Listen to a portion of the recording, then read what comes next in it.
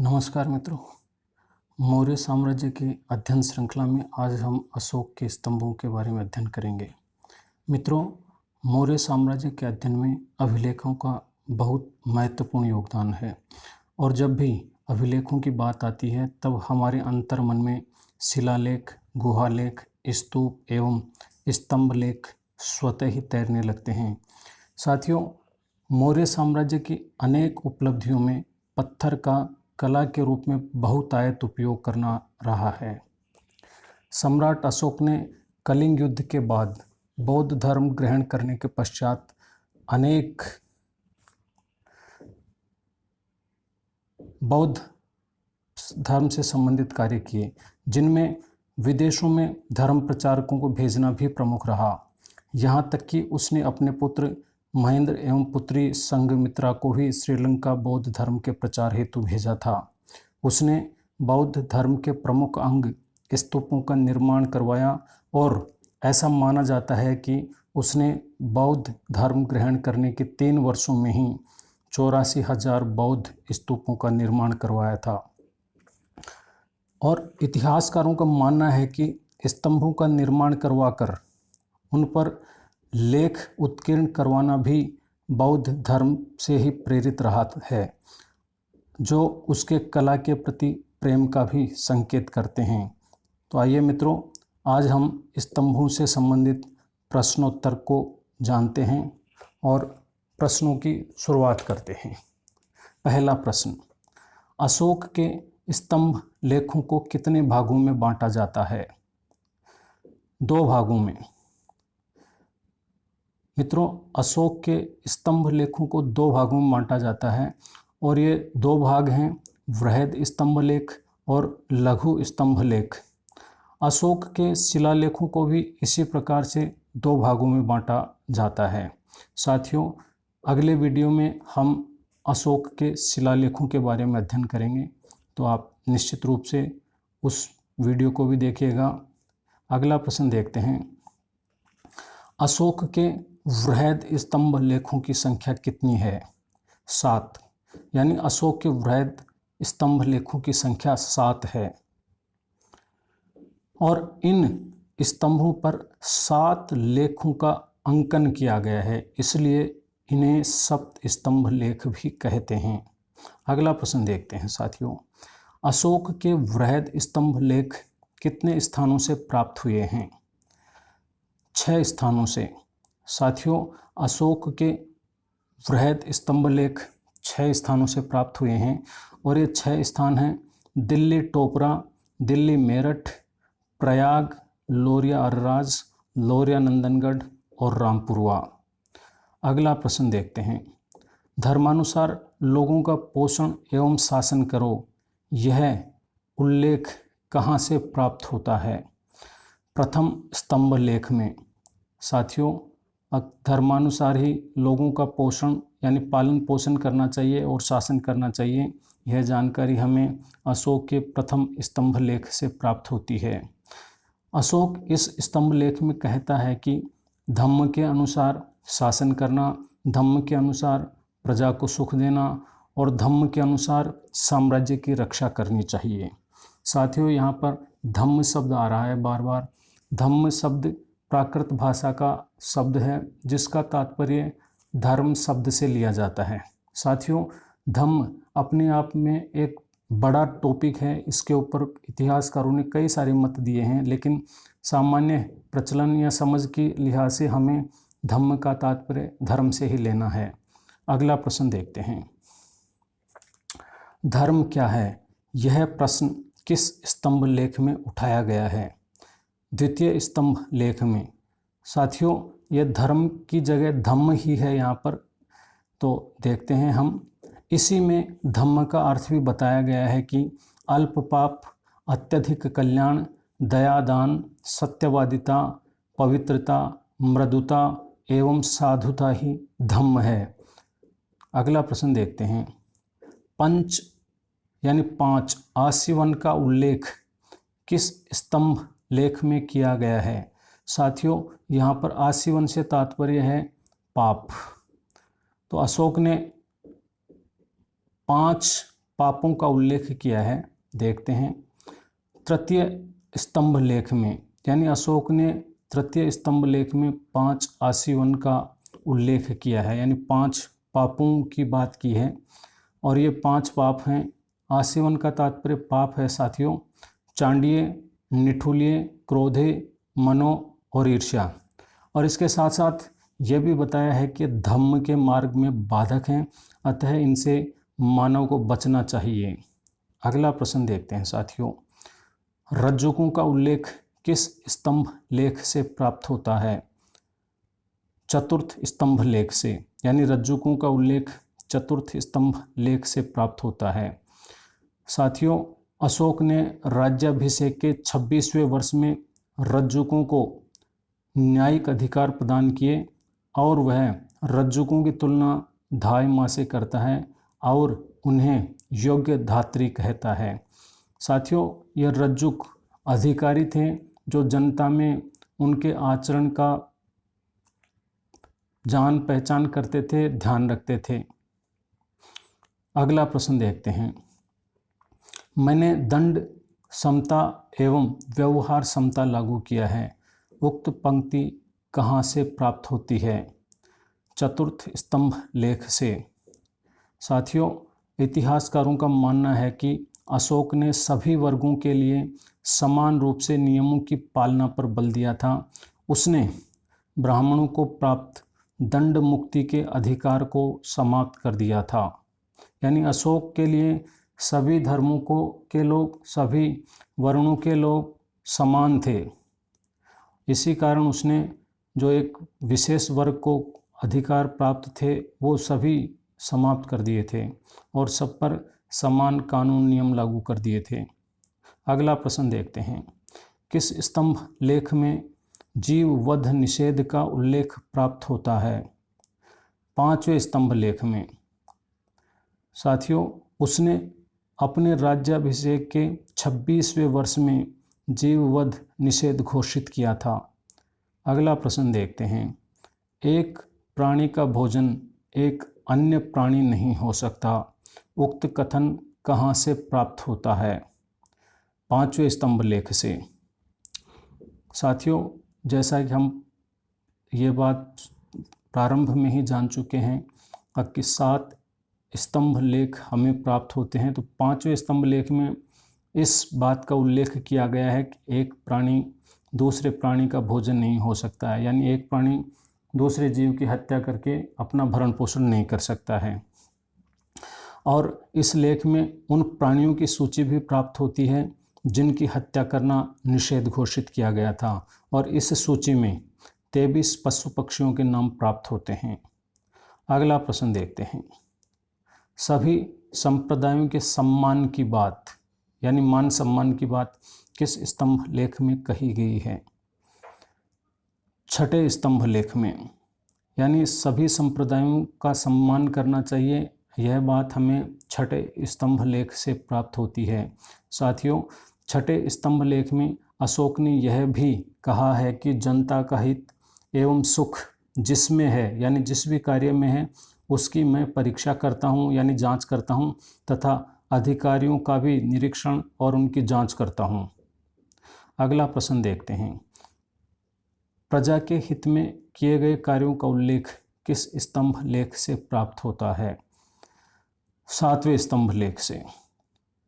साथियों, अशोक कहता है कि प्रति 8 कोस पर कुआं, यानी प्रत्येक एक कोस में लगभग 1.5 किलोमीटर की दूरी मानी जाती है मित्रों, तो प्रत्येक 1.5 किलोमीटर पर एक कुएं का निर्माण करवाया था अशोक ने। और वह कहता है इसी 7वें स्तंभ लेख में, सड़कों के किनारे वृक्ष लगवाए गए हैं ताकि यात्री उनके छांव के नीचे आराम कर सकें, और वृक्षों में भी प्रमुखतः बरगद के वृक्षों को लगाने का उल्लेख किया गया है, एवं सरायों का निर्माण करवाया गया। सराय यानी धर्मशालाओं का निर्माण भी करवाया गया है। तो इन बातों को देखकर हमें लगता है कि अशोक वास्तव में जनता का बहुत अधिक ख्याल रखता था और जन कल्याण के कार्यों में बहुत रुचि लेता था, रुचि रखता था। अगला प्रश्न देखते हैं, धम्म महामात्र की नियुक्ति का उल्लेख किस स्तंभ लेख में किया गया है? 7वें स्तंभ लेख में, यानी एक ही लेख में कई सारी बातें कही गई हैं। अभी इसी 7वें लेख में जन कल्याण की बात भी कही गई और इसी में धर्म महामात्र या धम्म महामात्र की बात कही गई। साथियों, ये एक अधिकारी होता था, यानी राज्य के अधिकारी होता था, जो जनता में नैतिक पक्ष का अवलोकन करने का कार्य करता था। और धम्म महामात्र की नियुक्ति अशोक ने अपने राज्याभिषेक के 13 वर्ष बाद की थी। इनकी नियुक्ति का उल्लेख 5वें वृहद शिलालेख से भी प्राप्त होता है। साथियों, अशोक के शिलालेख यानी वृहद शिलालेखों की संख्या 14 मानी जाती है, जो 8 स्थानों से प्राप्त हुए हैं। इनका अध्ययन हम अगले वीडियो में करेंगे। अगला प्रश्न देखते हैं। किस शासक ने टोपरा एवं मेरठ से अशोक के स्तंभ दिल्ली मंगवाए थे? फिरोज तुगलक ने, यानी फिरोज तुगलक ने टोपरा और मेरठ से अशोक के स्तंभों को दिल्ली मंगवाने का कार्य किया था। साथियों, शम्स ए सिराज अफीफ ये एक व्यक्ति का नाम है जो उस समय के इतिहासकार थे। उन्होंने अपनी पुस्तक तारीख ए फिरोज शाही में बताया है कि फिरोज ने 1356 में इनको मंगवाया था, यानी टोपरा और मेरठ से जो अशोक के स्तंभ थे उनको मंगवाया था और एक को यानी दोनों को ही दिल्ली में स्थापित करवाया था, जिसमें एक शिकार महल में स्थापित करवाया गया था। अगला प्रश्न देखते हैं। सर्वाधिक प्रसिद्ध स्तंभ लेख कौन सा माना जाता है?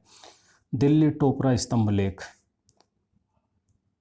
साथियों, इसे फिरोज शाह की लाट, भीमसेन की लाट, लाट का तात्पर्य वही स्तंभ होता है मित्रों, दिल्ली शिवालिक लाट भी कहा जाता है। फिरोज तुगलक ने इसे मीनार ए जरीन यानी स्वर्ण स्तंभ कहा था।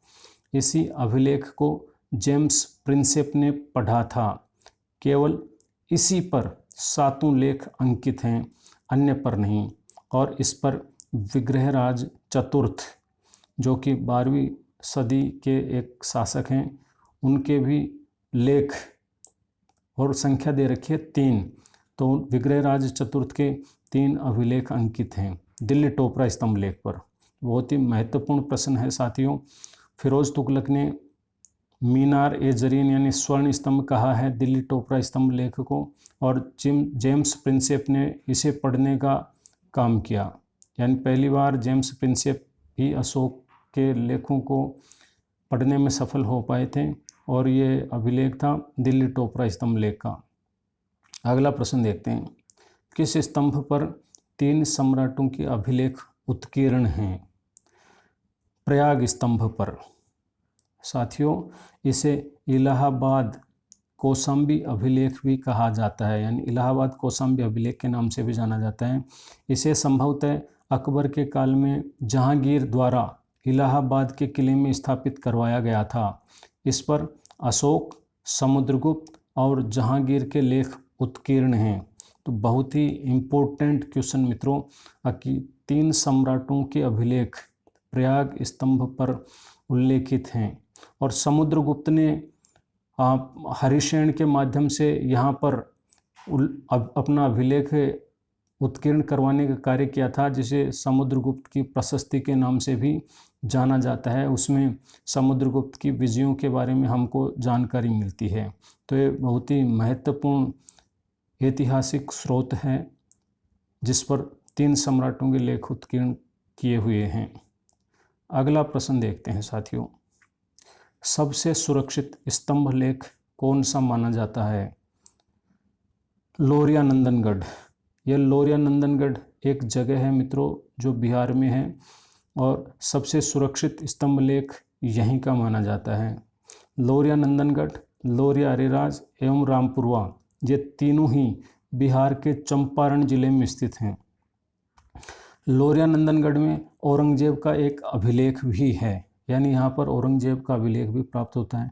और यहीं पर रियूबेन बरो, मित्रों ये नाम है एक अंग्रेज़ व्यक्ति का जो कि सर्वेक्षक थे उस समय, इनका नाम भी लौरिया नंदनगढ़ से हमें प्राप्त होता है। तो बहुत ही महत्वपूर्ण प्रश्न। औरंगजेब का अभिलेख लौरिया नंदनगढ़ से प्राप्त होता है और लौरिया नंदनगढ़, लौरिया अरेराज और रामपुरवा ये तीनों ही बिहार राज्य में स्थित हैं और बिहार के चंपारण जिले में स्थित हैं। और रियूबेन बरो जो कि एक अंग्रेज सर्वेक्षक था, उसका नाम भी हमें इसी अभिलेख पर प्राप्त होता है। अगला प्रश्न देखते हैं, अशोक का सबसे लंबा अभिलेख कौन सा है? भाभरू अभिलेख। साथियों, ये भाभरू अभिलेख राजस्थान राज्य से प्राप्त हुआ है, जो अब कलकत्ता संग्रहालय में संरक्षित करके रखा गया है। और इसमें बौद्ध धर्म के त्रिरत्न यानी बौद्ध धम्म और संघ का उल्लेख प्राप्त होता है। और इसी अभिलेख में बौद्ध धर्म की 7 पुस्तकों की सूची भी प्राप्त होती है और इसी से हमें अशोक के लिए मगधाधिराज शब्द का पता चलता है। और इसी अभिलेख से हमें इस बात के पुख्ता प्रमाण प्राप्त होते हैं कि अशोक बौद्ध धर्म का अनुयायी था। अगला प्रश्न देखते हैं साथियों, अशोक के अभिलेखों को किसने लिखा था? उत्तर देखते हैं मित्रों, चापड़ ने। कई जगह इसका नाम कापड़ भी किताबों में लिखा हुआ है साथियों, तो ये अंग्रेजी ट्रांसलेशन की वजह से हो रहा है। वो CH का च और क बना हुआ है। हमें चापड़ या कापड़ जो भी आए अपना उत्तर सही करना है, रखना है। और इसके बारे में कहा जाता है कि ये एकमात्र व्यक्ति है, एकमात्र नाम है जो अशोक के अभिलेखों से प्राप्त होता है, जिसने अशोक के अभिलेखों को उत्कीर्ण करने का काम किया था। और इसका नाम ब्रह्मगिरी, जतिंग रामेश्वर एवं सिद्धपुर अभिलेखों से प्राप्त होता है। तो बहुत ही महत्वपूर्ण प्रश्न है, अशोक के अभिलेखों को उत्कीर्ण करने का कार्य किया चापड़ ने। अगला प्रश्न देखते हैं, किस यंत्र की मदद से अशोक स्तंभों को मंगवाया गया था?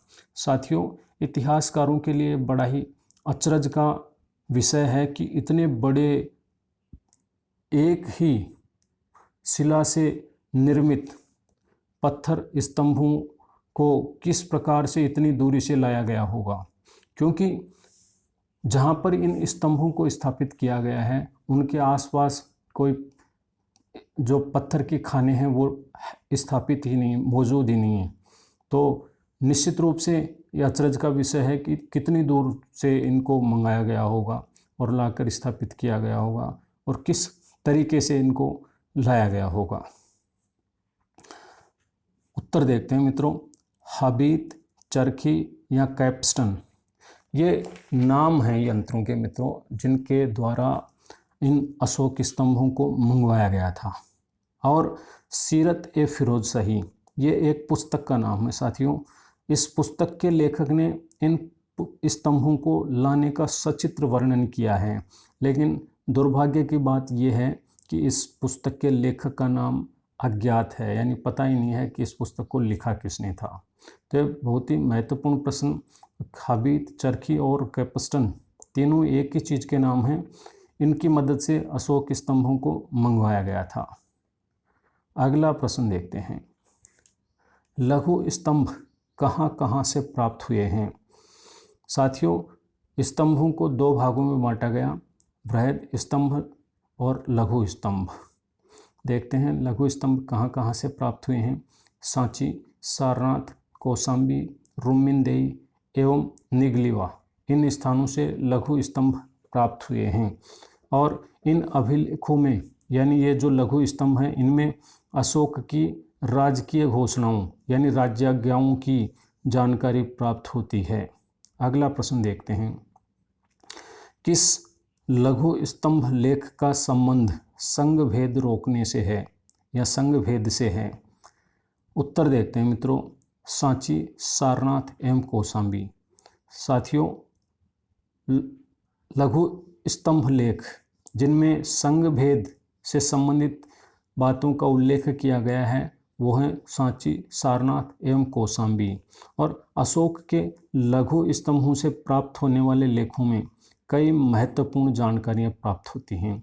जैसे प्रयाग लघु स्तंभ लेख में अशोक की रानी कारुवाकी एवं उसके पुत्र तीवर का नाम ज्ञात होता है? बहुत ही महत्वपूर्ण प्रश्न है कि अशोक की रानी का नाम कारुआकी और पुत्र का नाम तीवर, ये किस लघु स्तंभ लेख से प्राप्त होते हैं? तो प्रयाग लघु स्तंभ लेख। अगला प्रश्न देखते हैं मित्रों, लघु स्तंभ लेखों को किस नाम से जाना जाता है? इन्हें रॉयल स्टोन लेटर के नाम से जाना जाता है। साथियों, इन पर अशोक की राजकीय घोषणाएं प्राप्त होती हैं, यानी जिस प्रकार से हम किसी को पत्र भेजकर सूचनाओं की जानकारी देते हैं, उसी प्रकार से अशोक ने इन पत्थर शिलाओं पर अपने आज्ञाओं को लिख करके जगह जगह पर स्थापित करवा दिया था, जिससे कि लोग इनको पढ़ सकें और राजा क्या चाहता है, राजा के विचार किस प्रकार से हैं, किस प्रकार के हैं, वह जनता या प्रजा से कैसा आचरण करने की इच्छा रखता है, उन सब की जानकारी इन पत्थर लेखों के माध्यम से प्रजाजन प्राप्त कर सकते थे। तो बहुत ही महत्वपूर्ण प्रश्न, रॉयल स्टोन लेटर। अगला प्रश्न देखते हैं, किस लघु स्तंभ लेख से अशोक की रानी एवं पुत्र का नाम प्राप्त होता है? साथियों, अभी पिछले एक प्रश्न से पहले अपन ने पढ़ा था, उत्तर देखते हैं, कौशाम्बी प्रयाग स्तंभ लेख से। साथियों, इसको कौशाम्बी स्तंभ लेख भी कहते हैं और इसी को प्रयाग स्तंभ लेख भी कहते हैं। ये लघु स्तंभ लेख हैं, यहीं से हमें अशोक की रानी और पुत्र के नाम का उल्लेख प्राप्त होता है और इसमें अशोक की रानी कारुआकी के दान पुण्य का उल्लेख मिलता है और इसमें ही कारुआकी को राजकुमार तीवर की माँ बताया गया है, यानी अशोक और कारुआकी का पुत्र था तीवर और अशोक की पत्नी थी कारुआकी। इसकी जानकारी हमें इसी लघु स्तंभ लेख से प्राप्त होती है और इसमें इसी लघु स्तंभ लेख की बात हो रही है, कौशाम्बी प्रयाग स्तंभ लेख की, इसे साम्राज्य का अभिलेख भी कहते हैं।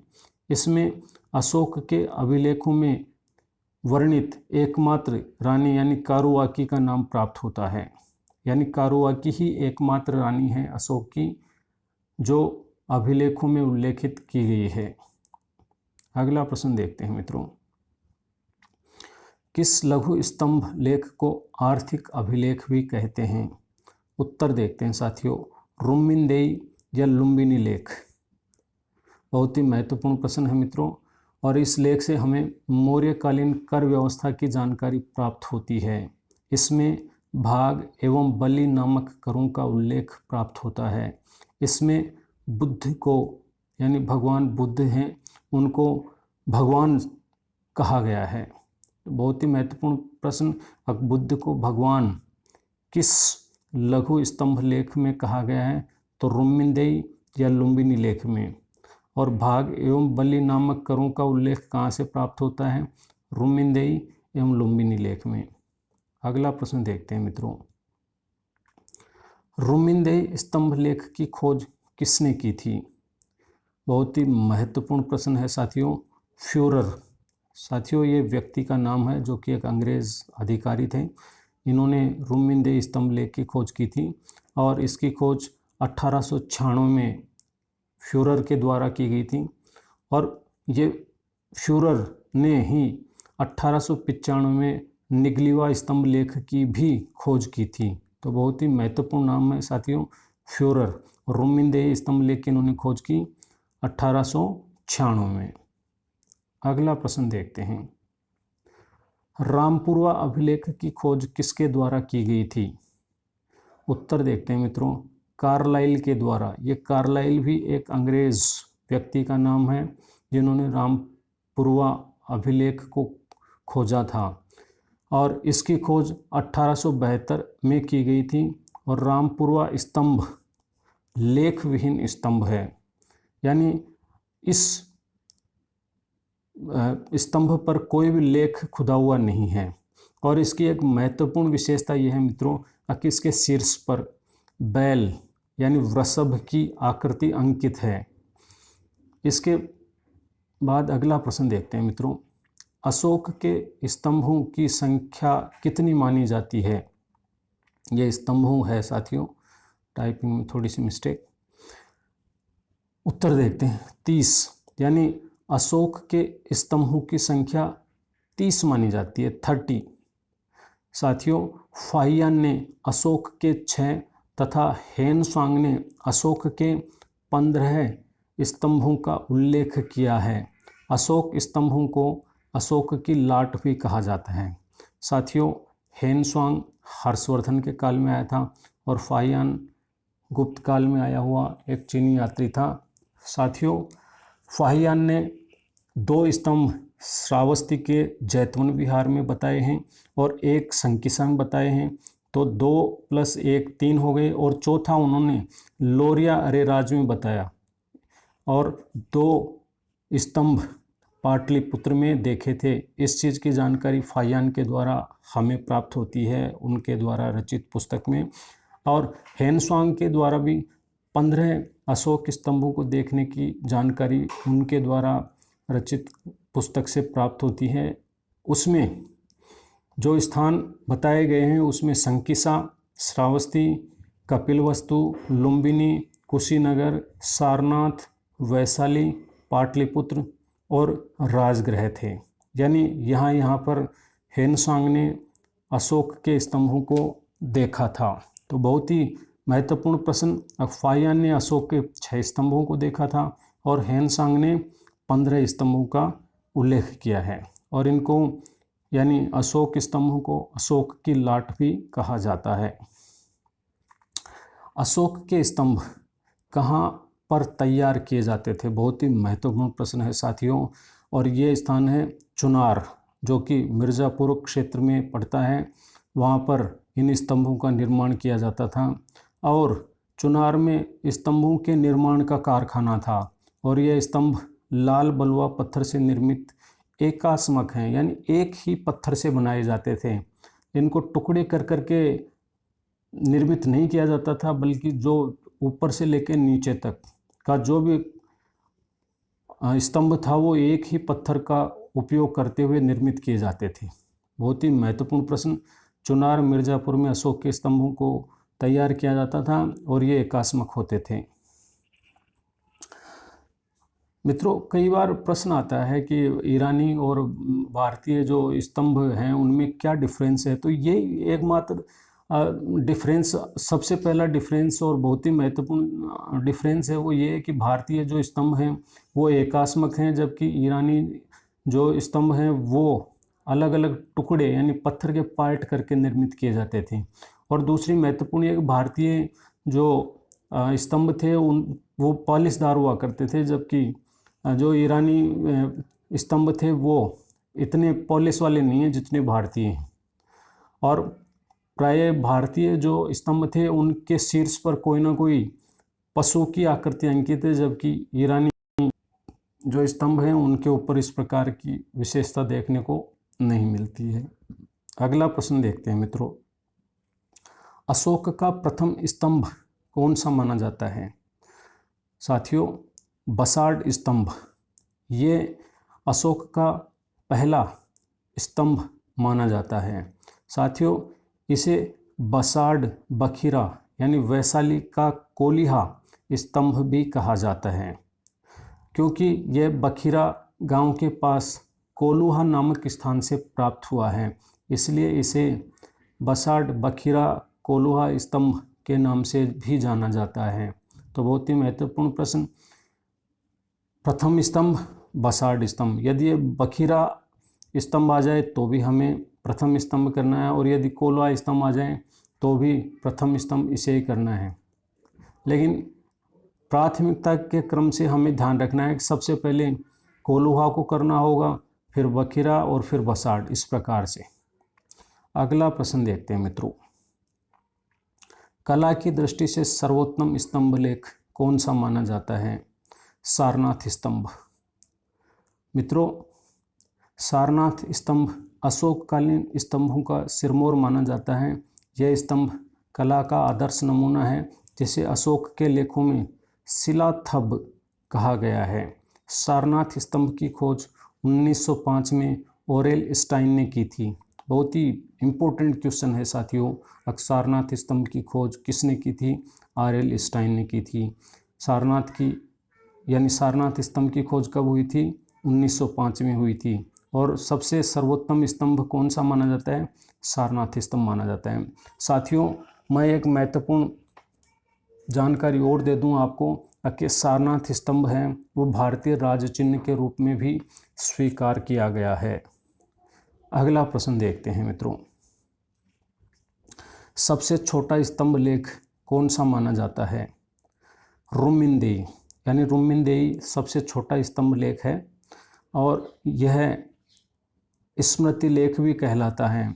अशोक द्वारा लुम्बिनी में राज्याभिषेक के 20वें वर्ष यात्रा करने की जानकारी प्राप्त होती है और इसमें इस चीज़ की जानकारी मिलती है कि उसने वहाँ के कर को घटाकर 1/8 कर दिया था और इसका अनुवाद यानी रुम्मिनदेई जो लेख है इसका अनुवाद जॉर्ज ब्यूलर के द्वारा किया गया था और इसकी खोज फ्यूरर के द्वारा ही 1896 में की गई है।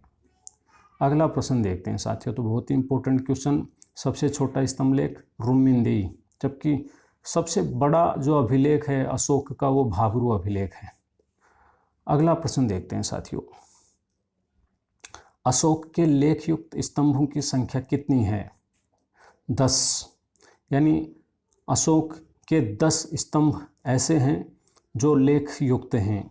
साथियों, स्तंभ 2 प्रकार के प्राप्त हुए हैं।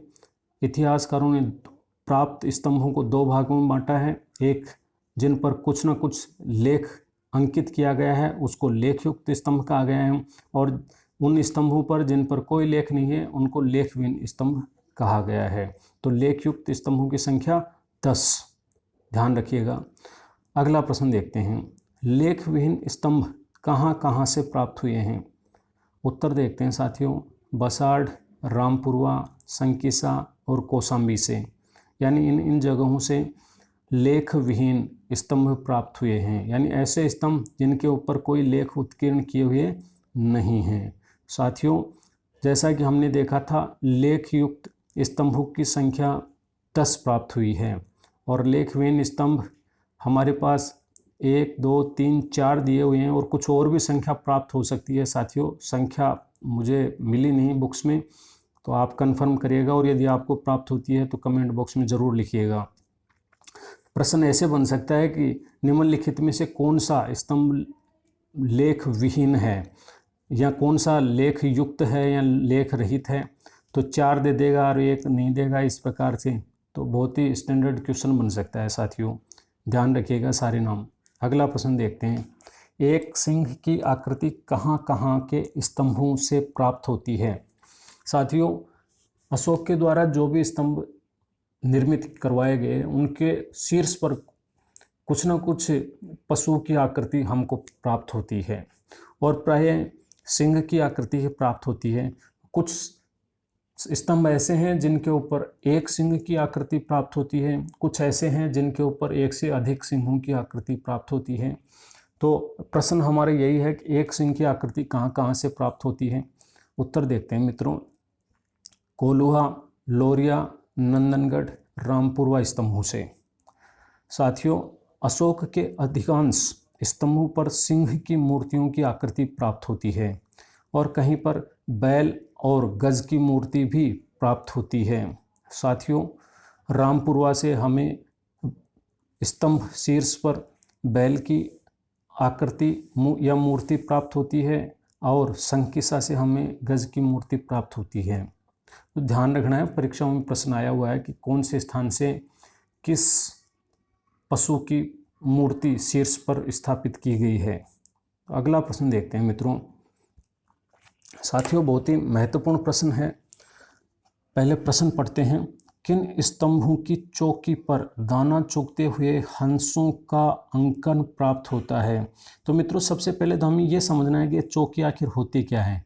तो आप देखिए, ये शीर्ष पर यहाँ पर कोई भी जो पशु है उसकी मूर्ति स्थापित की गई है स्तंभों के ऊपर, यानी सबसे शीर्ष भाग है जो पशु की मूर्ति यहाँ पर स्थापित है, उसके जो निचला पार्ट है यानी जिसके ऊपर उस पशु की मूर्ति स्थापित है वो भाग चौकी कहलाता है। जैसे कि यहाँ पर लिखा हुआ है चौकी, और ये पशु की आकृति थी। और इस चौकी के नीचे का जो भाग है ये कंठ है। मित्रों ये स्तंभ का चित्र है, तो हमें ध्यान रखना है सबसे ऊपर पशु की आकृति है, और पशु की आकृति जिस पर स्थापित की गई है उसको चौकी कहते हैं, और चौकी जिस पर रखी हुई है उसको कंठ कहते हैं। और एक कंठ के नीचे जो उल्टा कमल अंकित किया गया है, निर्मित किया गया है, उत्कीर्ण किया गया है, उसको अवांगमुखी कमल के नाम से जाना जाता है। और ये अवांगमुखी कमल जिस पर स्थित है उसको मेखला कहा जाता है। तो ध्यान रखिएगा, मेखला के ऊपर अवांगमुखी कमल स्थापित रहता है, और इस मेखला के नीचे का जो भाग है वो स्तंभ कहलाता है, और जो ऊपर का भाग है ये तना के नाम से जाना जाता है। देख रहे हैं आप यहाँ पर चिन्हित लाइन के नीचे तना। तो स्तंभ के कई सारे भाग हो गए हैं, तो एक बार फिर से मैं आपको बताता हूँ।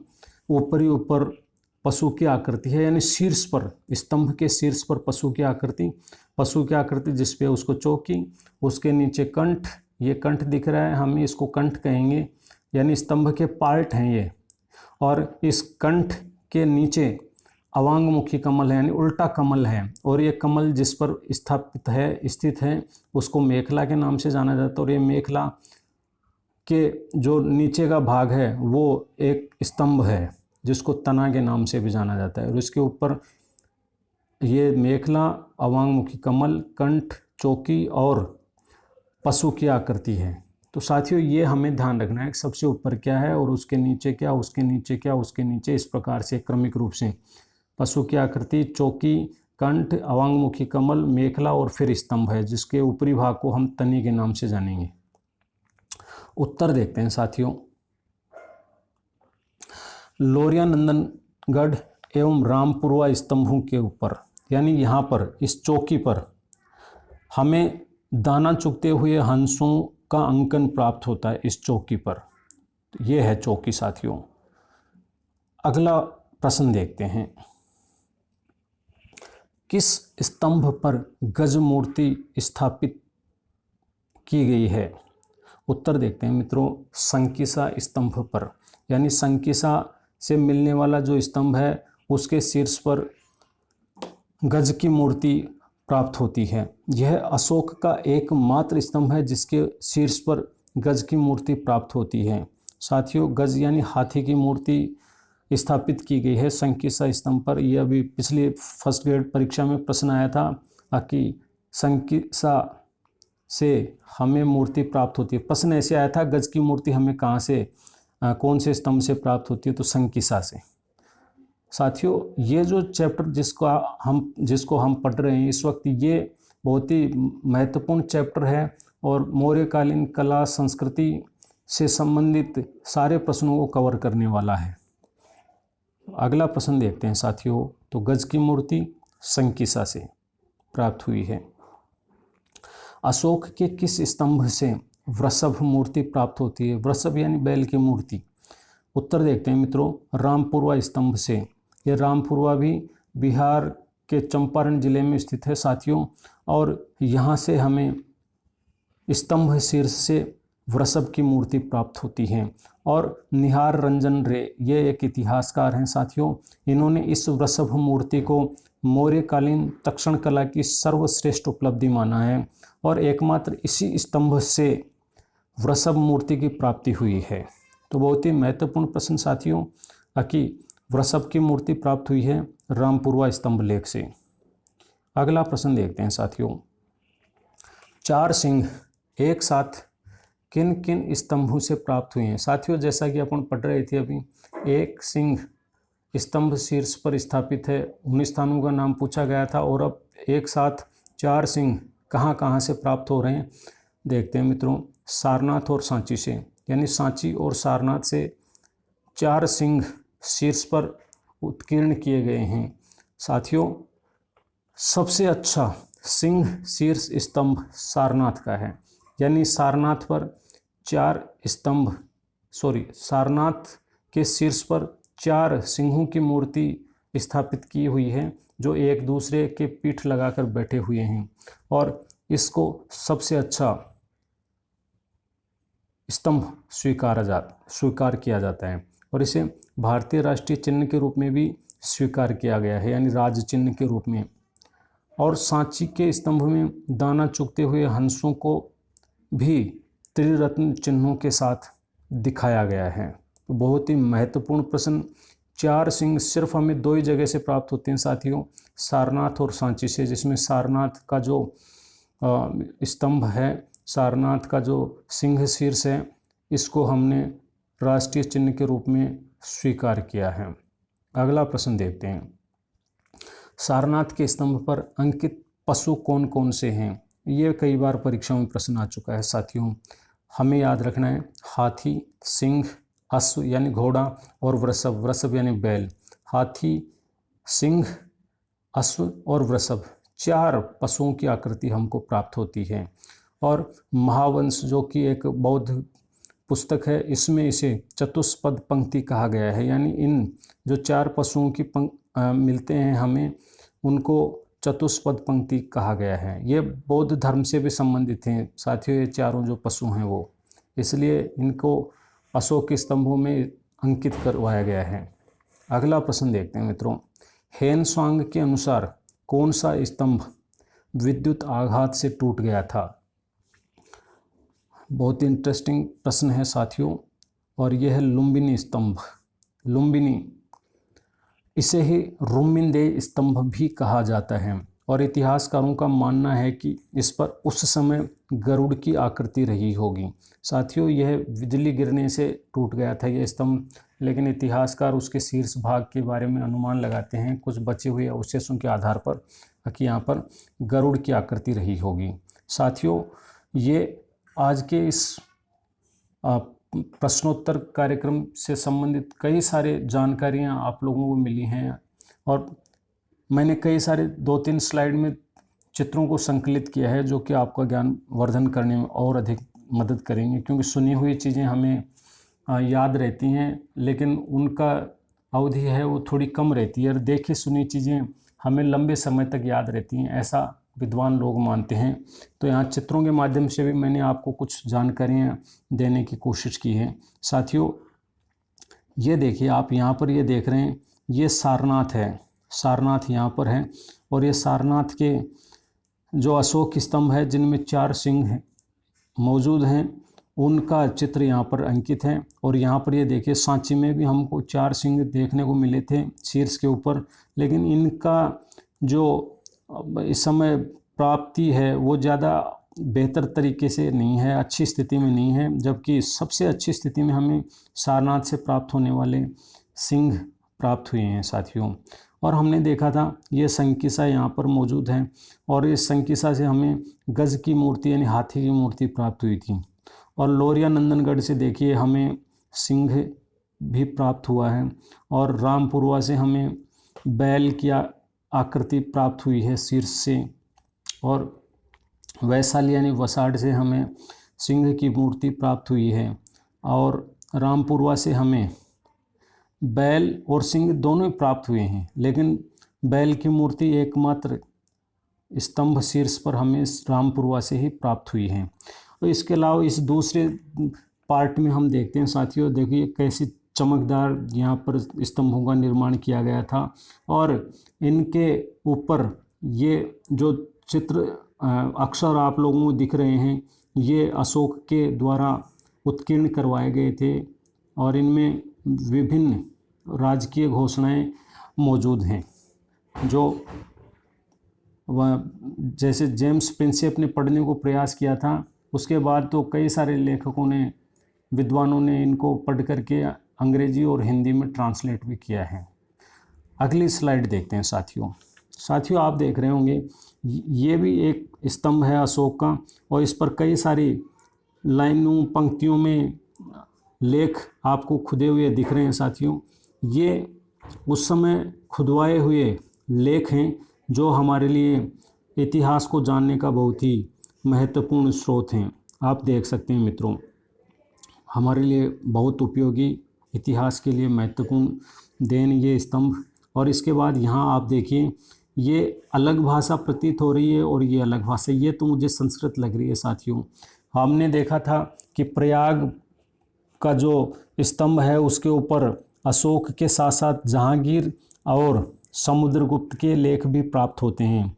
तो जो समुद्रगुप्त के द्वारा उत्कीर्ण करवाया गया जो लेख है वो संस्कृत भाषा में है, जिसको हरिशरण ने रचा था।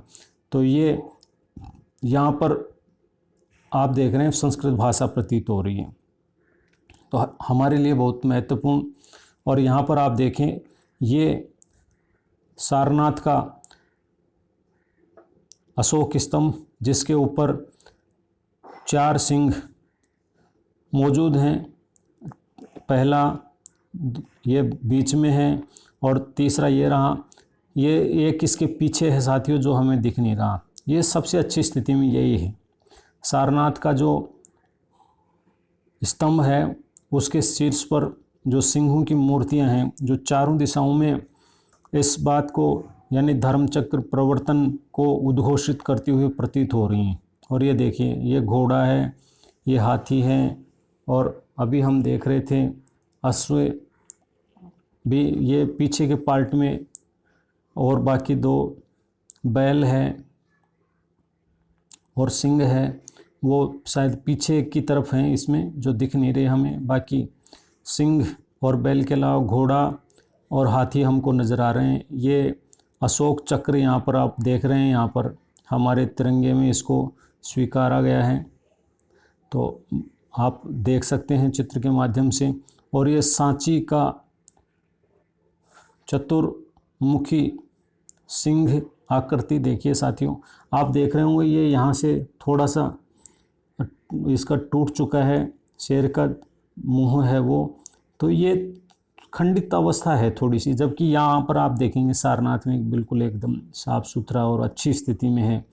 हज़ारों वर्ष हो गए हैं, सैकड़ों वर्ष हो गए हैं, 200 कम से कम 250 ईसा पूर्व में ये निर्मित हुआ है, तब से लेकर अब तक आप 2021 चल रहा है, देखिए आप लगभग 2500 वर्ष होने को आए हैं। तब से बिल्कुल ऐसे ही धूप छाँव को झेलता हुआ समय के बदलते करवटों को देखते हुए ये स्तंभ आज भी मौजूद हैं।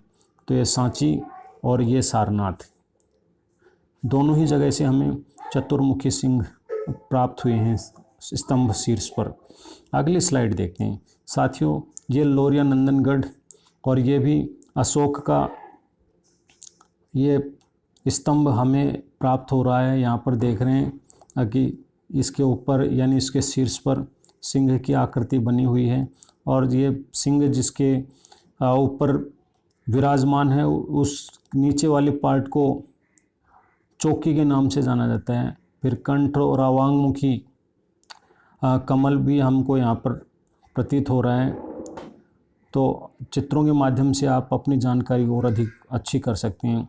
और साथियों यहाँ आप देखिए ये बैल की आकृति है शीर्ष पर, स्तंभ शीर्ष पर। आपको याद आ गया होगा कि बैल की आकृति रामपुरवा स्तंभ शीर्ष पर हमें प्राप्त हुई है। और बहुत ही महत्वपूर्ण कृति सिंह के ऊपर एकमात्र बैल जो हमें प्राप्त हुआ है वो रामपुरवा से प्राप्त हुआ है साथियों।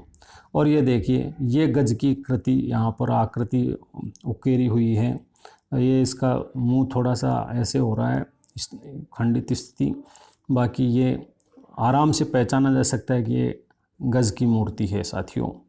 तो ये हाथी शीर्ष पर अंकित किया गया था संकिसा स्तंभ पर, तो ध्यान रखना है हाथी संकिसा स्तंभ पर और बैल रामपुरवा स्तंभ शीर्ष पर स्थापित किए गए हैं।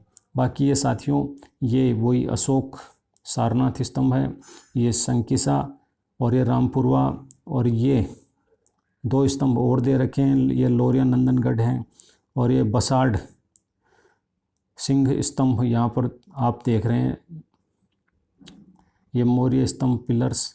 इसके बाद देखें साथियों एक जिज्ञासा हुई मन में जो अपने इस वीडियो की आखिरी बात में अगले मुश्किल से कुछ मिनट या सेकंड में करने वाला हूं कि अशोक के अधिकांश स्तंभों पर सिंह की मूर्तियों का ही अंकन क्यों किया गया है। साथ ही ये बात सही है कि हमने अभी देखा भी चित्रों के माध्यम से भी, और अभी जो प्रश्नोत्तर भी देखे हमने उनके माध्यम से हमको ये जानकारी अच्छी तरह से हो गई है कि अधिकांश जो स्तंभ हैं उनके शीर्षों के ऊपर सिंह की मूर्तियों का ही अंकन किया गया है। साथियों, हमने देखा था कि कलिंग युद्ध के पश्चात अशोक ने बौद्ध धर्म स्वीकार कर लिया था और उसके बाद उसने बौद्ध धर्म के प्रचार प्रसार हेतु कई सारे लोगों को विदेशों में धर्म प्रचार प्रसार करने के लिए भेजा, जिसमें उसके पुत्र महेंद्र और पुत्री संघमित्रा को उसने श्रीलंका में भेजा था। और इसके अलावा ये भी मैं बताना चाहता हूँ आपको, उसने कई सारे स्तूपों का निर्माण भी करवाया। लेकिन जो मूर्तियाँ बनवाई उसने सिंहों की स्तंभों के ऊपर, उसका एक प्रमुख कारण ये है कि बौद्ध धर्म में शेर मतलब सिंह को बुद्ध का पर्याय माना गया है, और बुद्ध के पर्यायवाची शब्दों में शाक्य सिंह और नरसिंह शामिल है। यह हमें पाली गाथाओं से मिलता है कि नरसिंह और शाक्य सिंह। इसी कारण बुद्ध द्वारा उपदेशित धर्म चक्र प्रवर्तन को बुद्ध की सिंह गर्जना कहा गया है। धर्म चक्र प्रवर्तन को, यानी बुद्ध ने जो पहली बार धर्मोपदेश दिया उसको धर्म चक्र प्रवर्तन के नाम से जानते हैं साथियों।